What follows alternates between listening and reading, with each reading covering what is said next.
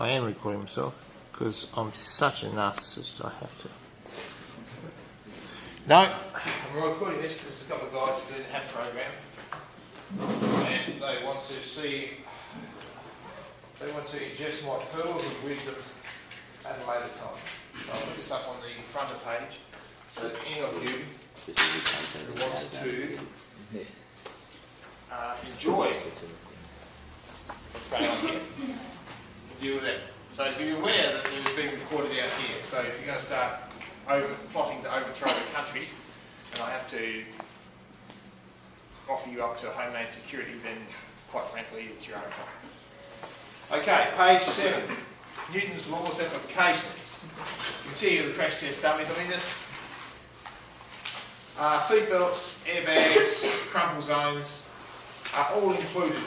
Expensive items that you would put into a car, and they're all included so that they can overcome the forces that are acting upon people when they're involved in accidents. So if we were for Newton's laws, then we wouldn't have to do these, we'd also save some money. But that's what's going on here. You can see here, the old crumple zone.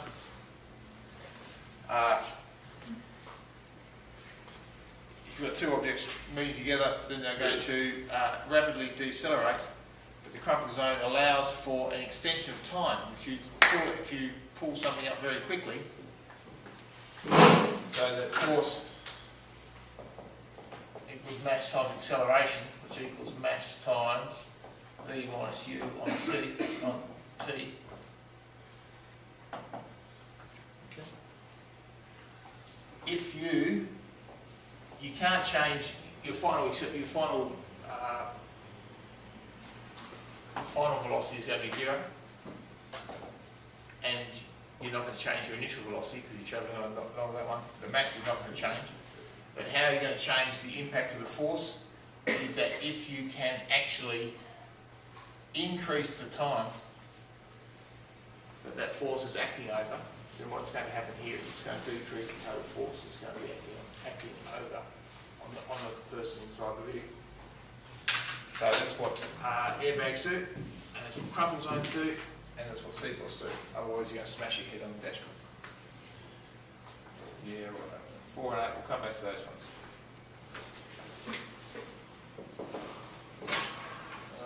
8 and 9, we'll come back to those ones in a second. So, let's have a look at the idea of weight. What are we looking at here? We're going to look at the difference between weight and mass. I strongly suspect that you know what that is already. We're going to look at apparent weight. So the idea of people in elevators, and luckily we have an elevator here that we can demonstrate that with, and we've already had a look at the idea of terminal velocity. But apparent weight is that. So we sense our weight in this sort of situation. We sense the weight that we have only because the floor is exerting a force back up on us from underneath. The fact that we don't have a force pushing down on us, we do have a gravitational force pushing down on us, and we have an opposite force pushing back up us from the floor, so that we're not actually accelerating, so that our net force on us is 0.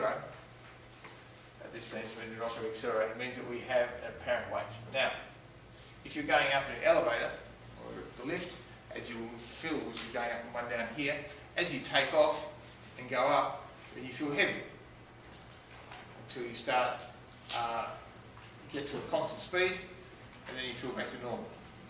And then as you get to the top levels and it slows down again, you feel a little bit lighter. Okay, so the floor is not pushing up quite so hard on you. Let me give you an example here. So, in this case, if you're speeding up in the upward direction, accelerating, then what's going to happen is that because you are undergoing a net acceleration,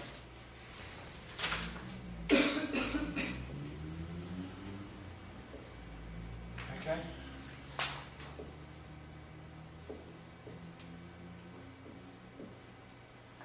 the sum of the forces are not equal when you're accelerating up, because you're accelerating up. So that therefore, by definition, the sum of the forces cannot be equal.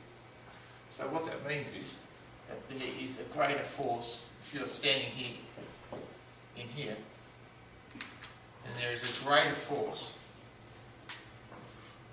pulling up on, pushing up through you, the reaction force from the floor pushing up through you, than it is due to the force of gravity going to there. Force of normal is greater than the force. Okay.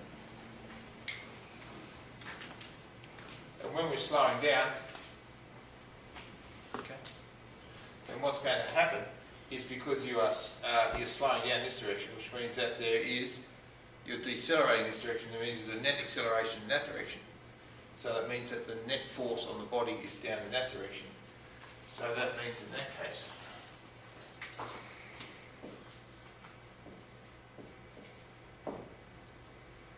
your force on the floor of your body is still the same due to gravity, but the force normal is going to be less than that distance there. So, you sense the weight only because the floor pushes up on you. The magnitude of the normal reaction force determines how heavy you feel. Okay. Let's see if we can't prove that.